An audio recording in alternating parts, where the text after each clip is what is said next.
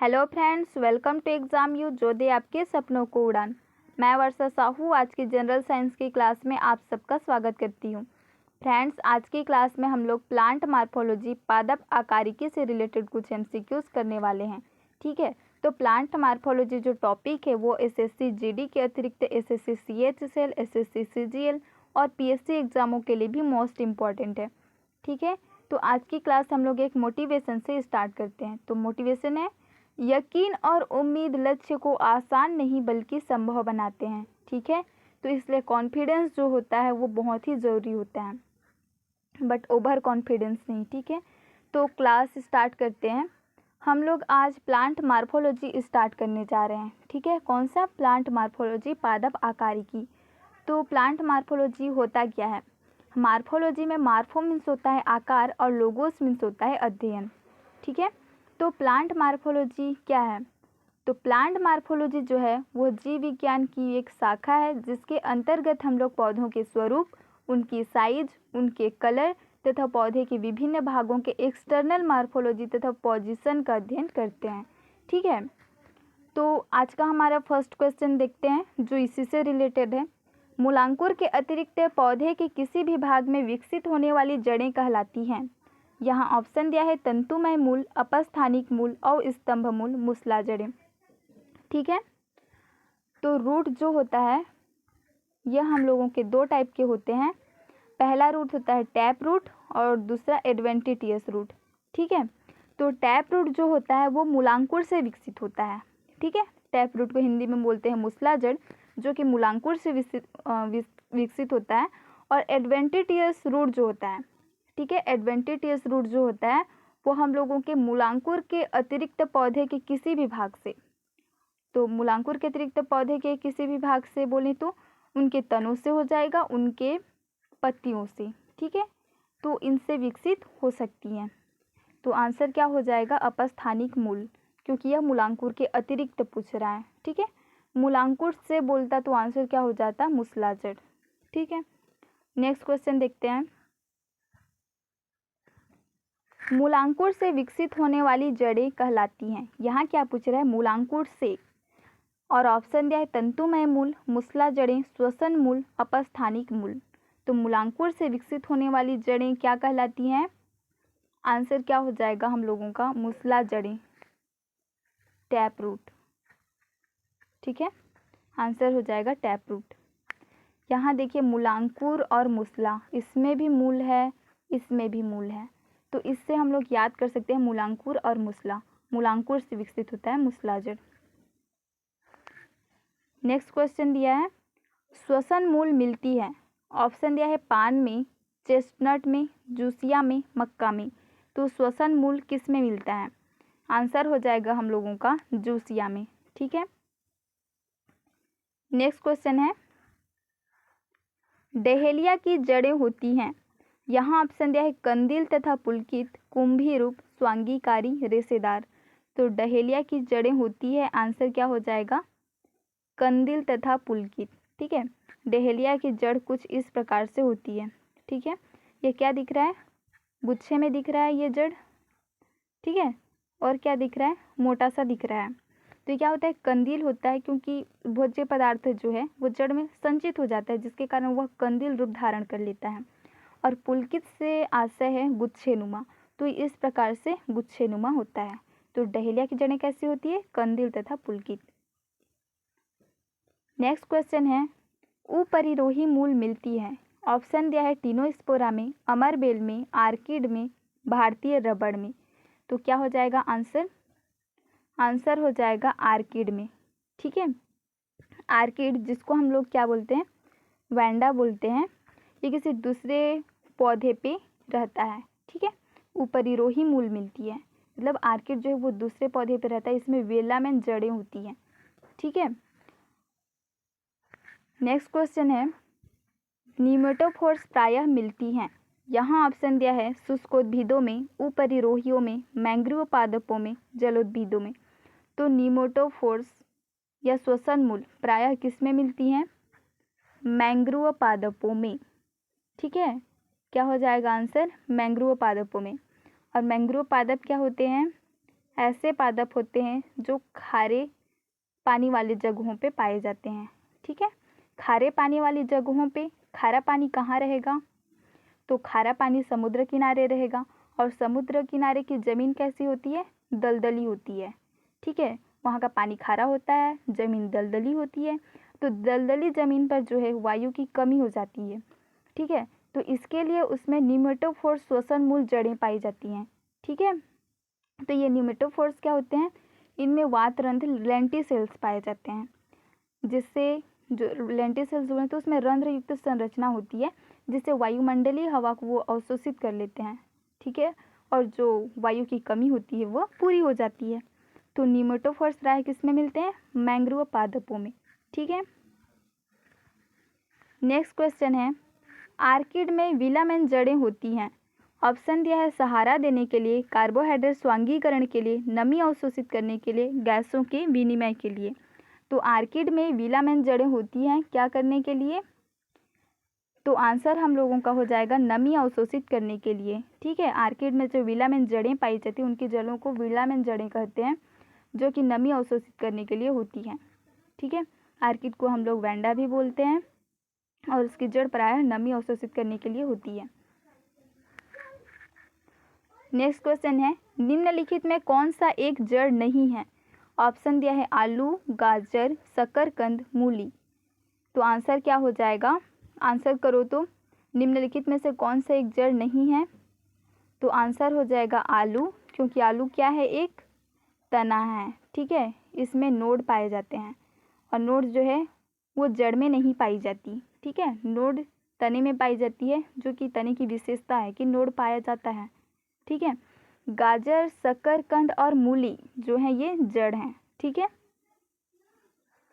Next question है, अवस्तंभ मूल पाई जाती हैं। ऑप्शन दिया है चावल में, गन्ने में, मूंगफली में, चने में। तो अवस्तंभ मूल या स्टील रूट पाई जाती हैं। आंसर क्या हो जाएगा हम लोगों का? गन्ने में। ठीक है, जो गन्ना कुछ इस प्रकार से होता है इसका पौधा। ठीक है, ये जड़ी होती है, इस प्रकार से नोड होते हैं। ठीक है, तो जो नीचे के नोड पाए जाते हैं वहाँ से पर्वसंधि से क्या निकलती हैं? इस प्रकार से जड़ें निकलती हैं। ठीक है, और इस तरह से फैली रहती हैं। ये जो जड़ होती है ये स्थित रखने के लिए जो है वो पर्याप्त नहीं होती, तो इसमें अवस्तंभ मूल आ जाते हैं, जो कि सहारा प्रदान करते हैं पौधे को। ठीक है, तो यही जो मूल होते हैं या जड़ें होती हैं यही अवस्तंभ मूल कहलाती हैं, और नीचे की जो नोड होते हैं उन्हीं से निकलते हैं। ठीक है, नेक्स्ट क्वेश्चन देखते हैं, स्तंभ मूल होती हैं। यहाँ ऑप्शन दिया है मूसला जड़ें, पुलकित जड़ें, शाखान्वित जड़ें, अपस्थानिक जड़ें। तो स्तंभ मूल होती हैं, आंसर क्या हो जाएगा हम लोगों का? अपस्थानिक जड़ें। ठीक है, इसको कैसे समझ सकते हैं? बरगद का पेड़, सब जानते हैं बरगद का पेड़। ठीक है, बरगद के पेड़ में इस तरह से क्या निकलती हैं? जड़ें निकलती हैं। ठीक है, इस तरह से जड़ें निकलती हैं स्तंभ के समान। ये स्तंभ के समान होते हैं, इसलिए इसको क्या बोलते हैं? स्तंभ मूल बोलते हैं, जो पूरी भूमि तक जाती है। ठीक है, इसी को बोलते हैं स्तंभ मूल या प्रॉप रूट। ठीक है, नेक्स्ट क्वेश्चन है, जड़ें विकसित होती हैं। यहाँ ऑप्शन दिया है प्रांकुर से, मूलांकुर से, तने से, पत्ती से। तो जड़ें किससे विकसित होती हैं? आंसर क्या हो जाएगा हम लोगों का? जड़ें जो होती है वो मूलांकुर से विकसित होती हैं। ठीक है, मूलांकुर से जड़ें बनती हैं, और प्रांकुर से क्या बनता है? शूट सिस्टम बनता है। प्रांकुर से बनता है शूट सिस्टम, मूलांकुर से बनता है रूट सिस्टम। ठीक है, नेक्स्ट क्वेश्चन है, गाजर है एक। ऑप्शन दिया है जड़, तना, पुष्प, पुष्पक्रम। तो गाजर क्या है? यहाँ देखिए, गाजर पुष्प तो नहीं हो सकता, ना ही पुष्पक्रम। ठीक है, तो गाजर क्या है? तना नहीं है, किसी इसमें नोड नहीं पाए जाते या तने की विशेषता नहीं पाई जाती। गाजर जो है एक जड़ है। ठीक है, नेक्स्ट क्वेश्चन है, जड़ के किस भाग में सर्वाधिक वृद्धि होती है? ऑप्शन दिया है मूल शीर्ष के ठीक पीछे, मूल शीर्ष में, प्रकाश में, अंधकार में। तो जड़ के किस भाग में सर्वाधिक वृद्धि होती है? आंसर क्या हो जाएगा हम लोगों का? मूल शीर्ष के ठीक पीछे। ठीक है, जड़ इस प्रकार से होती है। ठीक है, सॉरी, अच्छे से बनाती हूँ। जड़ जो है इस प्रकार से होती है। ठीक है, ये कौन सा रीजन है? मूल टॉप, जिसको क्या बोलते हैं? Root cap. ये क्या है? रूट कैप वाला रीजन है। रूट कैप के ठीक पीछे, इसी को क्या बोलते हैं? मूल शीर्ष। ठीक है, इसके ठीक पीछे ये जो रीजन होता है इसको हम लोग बोलते हैं ग्रोइंग रीजन। ठीक है, ग्रोइंग रीजन, या जो जहाँ पर सर्वाधिक वृद्धि होती है, ग्रोइंग रीजन। ठीक है, तो ये क्या हो गया? मूल शीर्ष हो गया। मूल शीर्ष के ठीक पीछे वाला पोर्शन क्या हो गया? Growing region. तो जड़ के किस भाग में सर्वाधिक वृद्धि होती है? आंसर क्या हो जाएगा? मूल शीर्ष के ठीक पीछे, ग्रोइंग रीजन में। ठीक है, नेक्स्ट क्वेश्चन है, बरगद के पेड़ के तने से लटकने वाली जड़ें कहलाती हैं। यहाँ ऑप्शन दिया है वलयाकार भूमि, वायवीय मूल, स्तंभ मूल, आरोही मूल। ठीक है, तो मैं बरगद का पेड़ बना के बताई थी, इस प्रकार से जो जड़ें निकलती हैं ये क्या होती हैं? स्तंभ मूल। ठीक है, क्या हो जाएगा आंसर? स्तंभ मूल, क्योंकि ये स्तंभ के समान होती हैं, लंबी लंबी। ठीक है, नेक्स्ट क्वेश्चन है, निम्न जोड़ों में से कौन सा गलत है? क्या पूछ रहा है? निम्न जोड़ों में से कौन सा गलत है? यहाँ ऑप्शन दिया है शंक्वाकार जड़ प्याज, तर्कुरूपी जड़ मूली में, कुंभी रूपी जड़ सलजम में, श्वसन मूल मैंग्रोव पौधों में। तो निमेटोफोर मैंग्रोव पौधों पर ये तो पढ़े हैं, ये सही है। कुंभी रूप सलजम की कुंभी रूप होती है जड़, तर्कुरूप जड़ मूली में, ये भी सही है। शंक्वाकार जड़ प्याज में ये गलत है। ठीक है, तो निम्न जोड़ों में कौन सा गलत है? आंसर क्या हो जाएगा? शंक्वाकार जड़ प्याज। ठीक है, नेक्स्ट क्वेश्चन है, श्वसन मूल पाई जाती हैं। यहाँ ऑप्शन दिया है हाइड्रिला में, राइजोफोरा में, सिंघाड़ा में, एस्टकेन्था में। तो क्या हो जाएगा आंसर? श्वसन मूल या न्यूमेटोफोर्स किसमें पाए जाते हैं? तो आंसर हम लोगों का हो जाएगा राइजोफोरा, जो कि एक मैंग्रोव पादप है। ठीक है, जो दलदली भूमि में पाया जाता है। नेक्स्ट क्वेश्चन देखते हैं, पान की लता में बनने वाली जड़ कौन सी होती है? यहाँ ऑप्शन दिया है अवस्तंभ जड़, अनुलग्न जड़, आरोही जड़, छायादार जड़।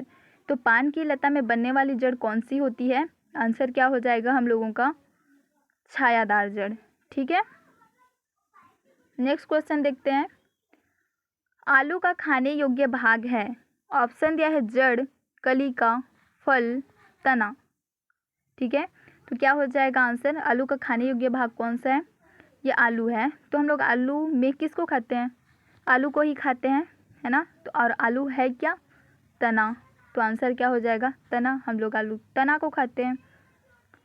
नेक्स्ट क्वेश्चन है, पर्ण का स्तंभ एक रूपांतरण है। ऑप्शन दिया है जड़ का, तना का, पत्ती का, इनमें से कोई नहीं। तो पर्ण का स्तंभ जो है एक रूपांतरण है। पर्ण का स्तंभ एक रूपांतरण है। आंसर क्या हो जाएगा? आप लोग जल्दी से आंसर करो। ठीक है, आंसर भी क्या करो यार। तो आंसर क्या हो जाएगा? तने का।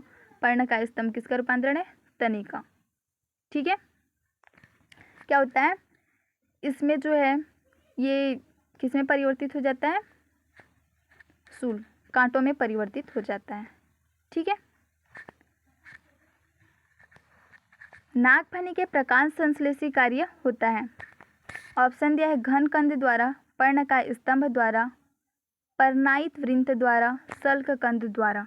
ठीक है, आप लोग आंसर करो, क्या होगा आंसर? नागफनी के प्रकाश संश्लेषी कार्य होता है। तो आंसर हम लोगों का हो जाएगा यहाँ, क्या हो जाएगा? पर्ण का स्तंभ द्वारा। ठीक है, नागफनी में किसके द्वारा होता है? पर्ण का स्तंभ द्वारा होता है, क्योंकि नागफनी क्या होता है? मरुस्थलीय पौधा होता है। ठीक है, मरुस्थलीय पौधों में क्या होती है? जैसे पत्ती है तो पत्ती में वाष्पोत्सर्जन की दर तेज होती है। ठीक है, वाष्पोत्सर्जन तेजी से होता है, जिसके कारण पानी की तो वैसे भी वहाँ कमी होती ही है मरुस्थलीय क्षेत्रों में, है ना। तो पानी की पौधों को और अधिक कमी हो जाएगी यदि वाष्पोत्सर्जन उसमें तीव्र होगी तो। इसलिए क्या होता है, उसमें जो तने होते हैं कांटों में परिवर्तित हो जाते हैं और क्या करते हैं, वो जो है प्रकाश संश्लेषण का कार्य करने लगते हैं, पत्तियां झड़ जाती हैं। ठीक है, तो पर्ण का स्तंभ द्वारा इसमें प्रकाश संश्लेषण की क्रिया होती है। नेक्स्ट क्वेश्चन है, निम्नलिखित में से कौन सा एक तना है? ऑप्शन दिया है आलू, गाजर, शकरकंद, मूली। आप लोग पहले आंसर कर दो, क्या हो जाएगा आंसर इसका? निम्नलिखित में से कौन सा एक तना है? तो आंसर हम लोगों का हो जाएगा आलू। ठीक है, गाजर, शकरकंद और मूली जो है ये जड़ है। ठीक है, आलू तना है, क्यों? इसके नोड को देख के हम लोग बता सकते हैं कि ये तना है। नेक्स्ट क्वेश्चन है, पत्ता गोभी खाद्य पदार्थ का संग्रह कहाँ करता है? ऑप्शन दिया है तना, फल, जड़, पत्तियाँ। तो पत्ता गोभी खाद्य पदार्थ का संग्रह कहाँ करती है? आंसर हो जाएगा पत्तियाँ। ठीक है, पत्ता गोभी इसकी एज कितनी होती है? 4 से 6 माह तक होती है। तो पत्ता गोभी अधिक टाइम तक खाद्य पदार्थ थोड़ी ना संचित करते रहेगा, 4 से 6 माह तक जिंदा रहना है उसको।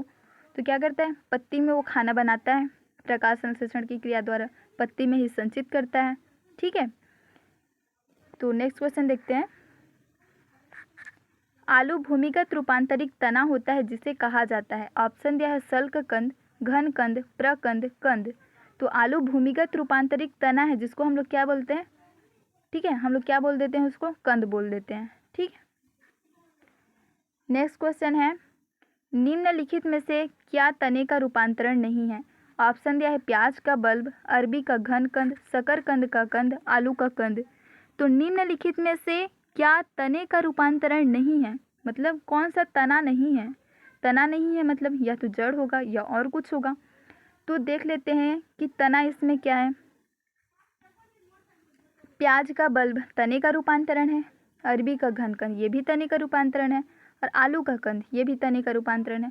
तो शकरकंद का कंद जो है ये जड़ होता है। ठीक है, शकरकंद का कंद क्या होता है? जड़ होता है। तो तने का रूपांतरण नहीं है तो ये जड़ का रूपांतरण है। तो आंसर क्या हो जाएगा? शकरकंद का कंद। ठीक है, नेक्स्ट क्वेश्चन है, निम्न में से कौन सा तना है? ऑप्शन दिया है शलजम, अदरक, गाजर, शकरकंद। तो शलजम जो है ये जड़ है। ठीक है, गाजर, शकरकंद। ठीक है, तो कौन सा तना है? इसका आंसर हम लोगों का हो जाएगा अदरक। क्या हो जाएगा आंसर? अदरक। इसमें अदरक जो है इसमें क्या होता है? नोड पाए जाते हैं, इंटर नोड पाए जाते हैं। तो कौन सा तना है? आंसर क्या हो जाएगा हम लोगों का? अदरक। ठीक है, चलिए फ्रेंड्स, आज के लिए इतना ही। मिलते हैं कल की क्लास में। वीडियो को पूरा देखने के लिए आप सबका बहुत बहुत धन्यवाद। ठीक है, यदि वीडियो मेरा अच्छा लगा हो तो आप इसे सारे दोस्तों के साथ शेयर करो, लाइक करें और सब्सक्राइब कर दें ताकि इस प्रकार के वीडियोस आप लोगों को प्राप्त होते रहें। ठीक है, तो चलिए मिलते हैं कल की क्लास में। Thank you so much.